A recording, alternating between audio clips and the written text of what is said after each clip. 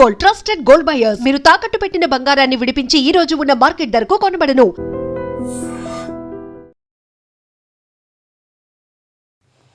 నేపాల్లో ఒక్కసారిగా ఆకస్మిక వరదలు సంభవించాయి. ఈ మెరుపు వరదలతో ఉత్తర నేపాల్ ప్రాంతం మొత్తం కూడా ఒక్కసారిగా అతలకుతలం అయిపోయింది. ఒక్కసారి ఆ దృశ్యాలు చూస్తుంటే నిజంగా ఒళ్ళు గగురు పొడిచేటువంటి దృశ్యాలు. మొత్తం ఎక్కడికక్కడ అక్కడ ఉన్నటువంటి ఇళ్ళు కావచ్చు, అక్కడ రోడ్లు కావచ్చు, గ్రామాలు పూర్తిగా తుడిచిపెట్టుకుపోయినటువంటి పరిస్థితి కనిపిస్తుంది. ఒకసారి దృశ్యాల్లో కూడా మీకు చూపిస్తాను. కార్లు అన్నీ కూడా ఏ విధంగా కొట్టుకుపోతున్నాయి ఇక్కడ మీరు చూడండి. ఒక్కసారిగా కొండ ప్రాంతంలో వచ్చినటువంటి ఈ ఆకస్మిక వరదలతో అక్కడ ఉన్నటువంటి ఇళ్ళు, కార్లు, ఇతర సామాగ్రి, తర్వాత అక్కడ ఉన్నటువంటి బ్రిడ్జ్లు కావచ్చు, ప్రాజెక్టులు మొత్తం కూడా తుడిచిపెట్టుకుపోయినాయి. మనకి ఇప్పటి వరకు అందుతున్నటువంటి సమాచారం మేరకు దాదాపు 7 మృతదేహాలను అక్కడ ఆర్మీ బయటకు తీసింది. కొన్ని వందల మంది ఈ వరదల్లో కొట్టుకుపోయినట్టుగా తెలుస్తోంది.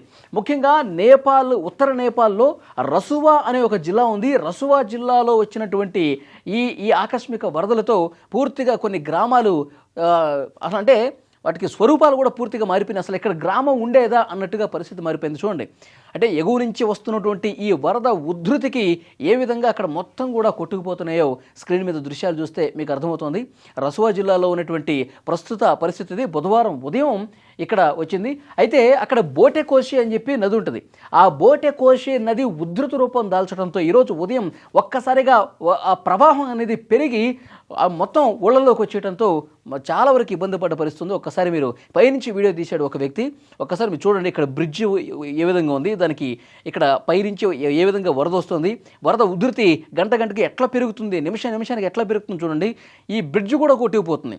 ఈ చుట్టుపక్కల ఉన్నటువంటి ఆ ఇళ్ళు కూడా పూర్తిగా చూడండి అన్నీ కూలిపోతాయి. అన్నీ ఇట్లా కూలిపోయి ఈ బ్రిడ్జ్ కూడా కొట్టుకుపోయి అక్కడ పూర్తిగా ఈ వరద ఉధృతికి చూడండి బ్రిడ్జ్ ఏ విధంగా కొట్టుకుపోయిందో చూడండి.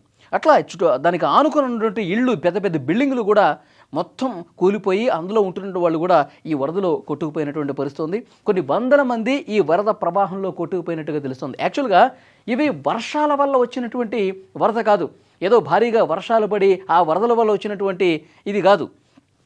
అయితే ఇది కొండ ప్రాంతంలో ఉంది.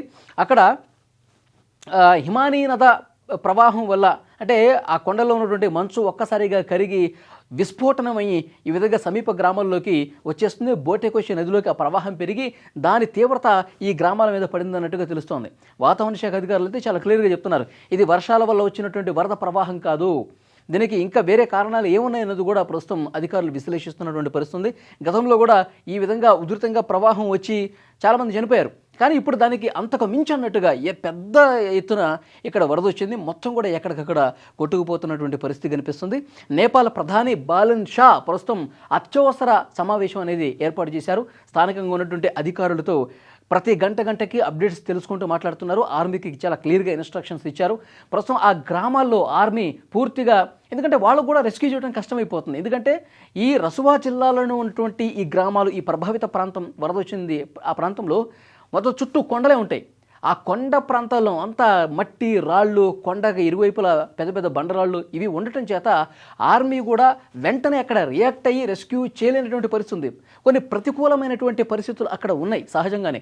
సో ఆర్మీ కూడా కొంత కష్టమవుతుంది. అయినప్పటికీ కూడా పెద్ద సంఖ్యలో అక్కడ ఆర్మీని మోహరించి వీలైనంత ఎక్కువ మందిని కాపాడే ప్రయత్నం అయితే ఇక్కడ చేస్తూ ఉన్నారు. కానీ పరిస్థితి మాత్రం చాలా ఘోరం అంటే ఘోరంగా ఉంది.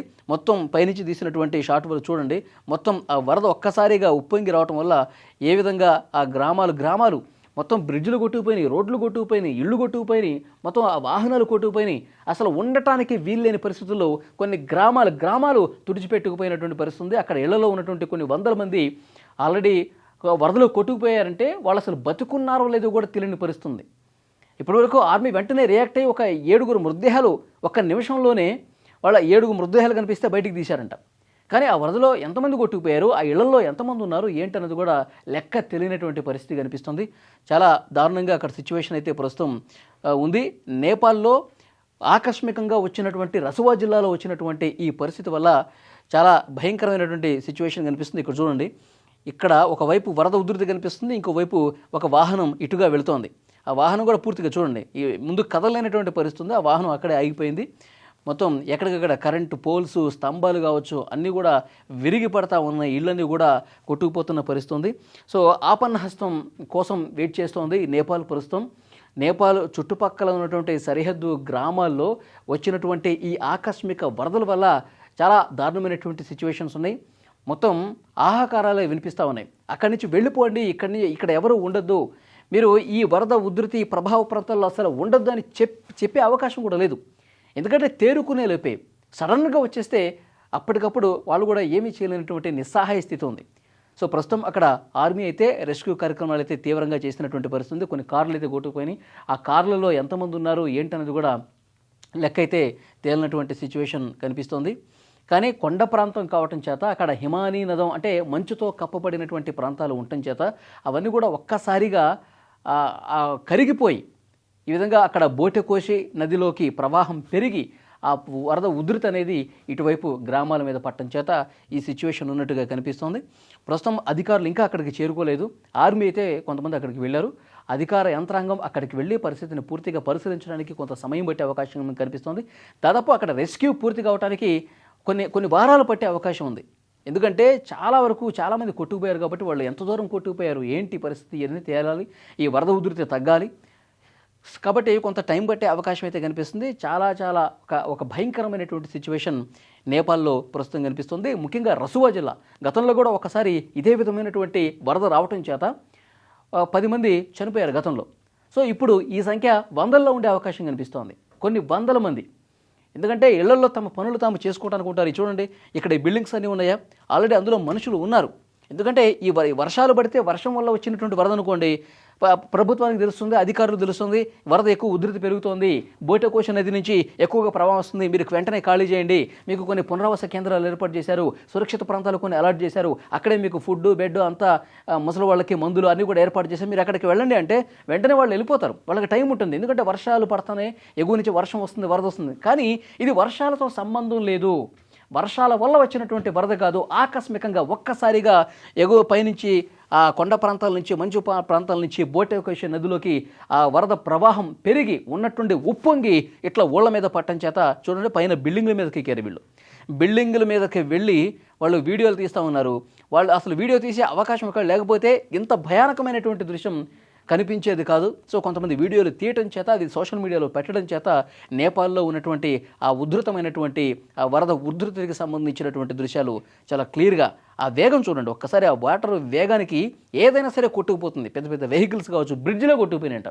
వాటర్కి సంబంధించిన ప్రాజెక్టులు కొన్ని పూర్తిగా శిథిలమైపోయినటువంటి పరిస్థితి ఉంది. ఎందుకంటే అక్కడ అంతా కొండలు బండలు రాళ్ళు కాబట్టి ఆ కొండరాళ్లతో సహా వేగంగా రాళ్ళు టప్ మన కొట్టేసరికి ఎక్కడికక్కడ అన్నీ కూడా విరిగిపోతున్నాయి. పోల్స్ కూడా విరిగిపోయి, తీగలు కూడా విరిగిపోయి పడిపోయి చుట్టుపక్కల ఉన్న ఇళ్లను మొత్తం కూడా ఊడ్చుకుంటూ తీసుకుపోతుందంటే చాలా భయంకరమైనటువంటి పరిస్థితులు నేపాల్లో ప్రస్తుతం కనిపిస్తున్నాయి. కొన్ని వందల మంది అని చెప్పి ప్రాథమికంగా సమాచారం వస్తుంది, వాటర్లో కొట్టుకుపోయిన వాళ్ళు, ఆ వరదలో కొట్టుకుపోయిన వాళ్ళు. సో వాళ్ళకి సంబంధించిన సమాచారం, ఎందుకంటే వాళ్ళకి సంబంధించిన బంధువులు అధికారుల దగ్గరికి వచ్చి మాకు హెల్ప్ చేయండి, మా వాళ్ళు కనిపించట్లేదంటే అప్పుడు లెక్క తేలే అవకాశం ఉంది. ఎంతమంది కనిపించట్లేదు, ఎంతమంది వరదలో ఉన్నారు, వాళ్ళు ప్రాణాలతో ఉన్నారా లేదనడానికి కొంత సమయం పట్టే అవకాశం కనిపిస్తుంది. ఆర్మీ అయితే ఇప్పటికే చాలామంది చేరుకున్నారు.